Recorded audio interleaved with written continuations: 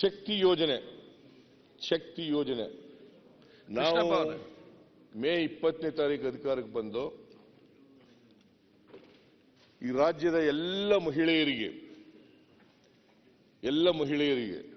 ಸುಮಾರು 7 ಕೋಟಿ ಮಹಿಳೆಯರಲ್ಲಿ 7 ಕೋಟಿ ಜನಸಂಖ್ಯೆಯಲ್ಲಿ 3.5 ಕೋಟಿಗೂ ಹೆಚ್ಚು ಮಹಿಳೆಯರಿದ್ದಾರೆ.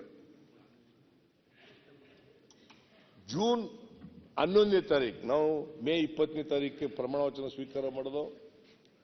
ಜೂನ್ 11ನೇ ತಾರೀಕಿಗೆ ವಿಧಾನಸೌಧದ ಮುಂಭಾಗದಲ್ಲಿ ಪೂರ್ವ ಭಾಗದಲ್ಲಿ ನಾವು ಇದಕ್ಕೆ ಚಾಲನೆಯನ್ನು ಕೊಟ್ಟು ಶಕ್ತಿ ಯೋಜನೆಗೆ ಚಾಲನೆಯನ್ನು ಕೊಟ್ಟು ಇವತ್ತಿನವರೆಗೆ ಮಾನ್ಯ ಅಧ್ಯಕ್ಷರು ಒಂದು ದಿನಕ್ಕೆ 60 ಲಕ್ಷ ಮಹಿಳೆಯರು ಫ್ರೀಯಾಗಿ ಸರ್ಕಾರಿ ಬಸ್ಗಳಲ್ಲಿ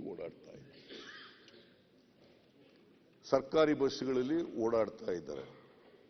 ಅವತ್ತಿನಿಂದ ಜೂನ್ 11ರಿಂದ ಇವತ್ತಿನವರೆಗೆ 160 ಕೋಟಿ ಮಹಿಳೆಯರು 160 ಕೋಟಿ ಮಹಿಳೆಯರಿಗೂ ಹೆಚ್ಚು ಮಹಿಳೆಯರು ಫ್ರೀಯಾಗಿ 160 ಕೋಟಿ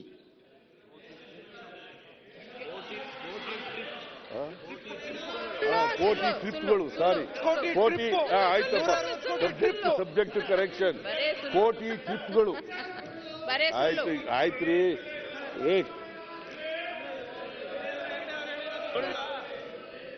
160 ಕೋಟಿ ಟ್ರಿಪ್ಗಳು 160 ಕೋಟಿ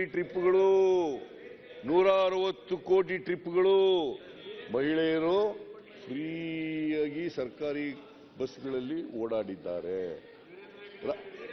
ವೀರೇಂದ್ರ ಹೆಗ್ಗಡೆ ಅವರು ಯಾವ ಪಾರ್ಟಿಯವರು MP ಮಾಡಿದವರು ಯಾರು?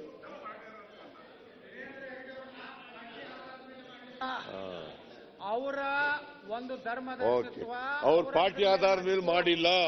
ಅವರು ಜನಸೇವೆಯನ್ನು ಮೆಚ್ಚಿ ಮಾಡಿದ್ದೀರಿ. ಓಕೆ, ಅವರ ಧಾರ್ಮಿಕ ಪ್ರಚಾರವನ್ನು ಮೆಚ್ಚಿ ಮಾಡಿದ್ದೀರಿ, ಧಾರ್ಮಿಕ ಕೆಲಸಗಳಲ್ಲಿ ಅವರನ್ನು ತೊಡಗಿರ್ತಕ್ಕಂಥದ್ದನ್ನು ಮಾಡಿದ್ದೀರಿ. ಅವರು ಪತ್ರ ಬರೆದಿದ್ರು. ಏನಂತ ಬರೆದಿದ್ರು ಗೊತ್ತಾ? ನೀವು ಶಕ್ತಿ ಯೋಜನೆಯನ್ನ ಜಾರಿಗೆ ಕೊಟ್ಟ ಮೇಲೆ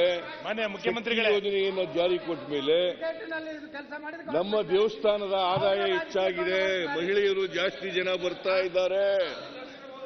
ಇದು ನಾನು ಬರೆದಿದ್ದ ತಪ್ಪು ಅಂತ ಹೇಳಿ ಮುಖ್ಯಮಂತ್ರಿಗಳು ಕೇಳ್ರಿ ಸ್ವಲ್ಪ. ನೀವೆಲ್ಲ ಕೇಳಿಸ್ಕೊಳ್ದೇನೆ ಹಿಂಗಾಗಿರೋದು. ನೀವು ದಯಮಾಡಿ ಕೇಳಿದ್ಮೇಲೆ ಆಮೇಲೆ ಸರಿ ಇಲ್ಲ ಅಂತಂದ್ರೆ ಆಮೇಲೆ ಹೇಳಿ.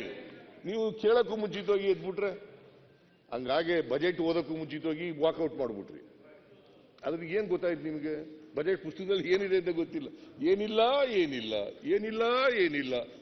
ಎಂತವನು ನಮ್ಮ ಸುನೀಲ್ ಏನಿಲ್ಲ ಆಡು ಏನಿಲ್ಲ ಇವ್ರ ತಲೆಯಲ್ಲಿ ಏನೂ ಇಲ್ಲ.